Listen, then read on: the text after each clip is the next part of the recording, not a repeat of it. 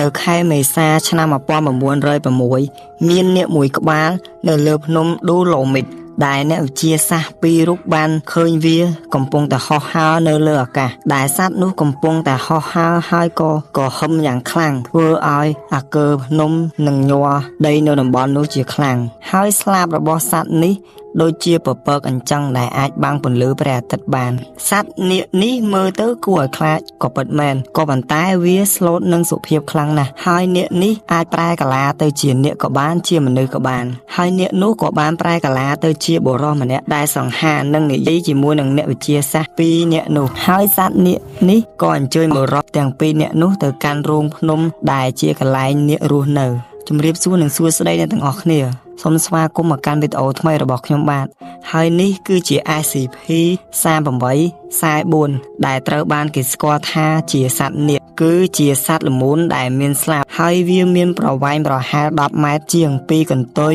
មកដល់ក្បាលនិងស្លាបមានប្រវែង8ម៉ែត្ររាងកាយរបស់ SCP-3844 គ្របដណ្ដប់ដោយ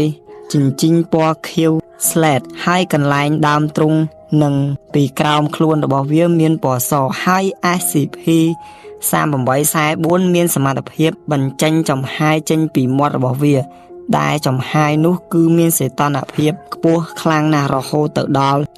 1950អង្សាសេដែលសីតុណ្ហភាពនេះគឺក្តៅខ្លាំងណាស់បាញ់អ្វីគឺនឹងឆេះខ្ទេចអស់ហើយគ្មានសល់ទេសីតុណ្ហភាពមួយនេះហើយ SCP-3844 ក៏មានសមត្ថភាពនិយាយជាមួយមនុស្សបានដែរគឺនិយាយបានពីរភាសាហើយនឹងមានចំណេះដឹងអំពីពិភពលោកមនុស្សយើងទៀតក៏ប៉ុន្តែ SCP-3844 ត្រូវបានមូលនិធិឃុំខ្លួននៅក្នុងរូងភ្នំមួយកន្លែងនៅតំបន់ត្រជាក់និងមានព្រិលធ្លាក់ហើយនឹងបាញ់សម្លាប់ SCP-3844 នេះស្លាប់បាត់ទៅហើយវីដេអូយើងក៏បានដល់ទីបញ្ចប់វីដេអូមួយនេះគឺសង្ខេបខ្លីៗពី SCP-3844 ហើយបើពេញចិត្តសូម Subscribe ម្នាក់មួយផងមកជួបគ្នានៅវីដេអូក្រោយ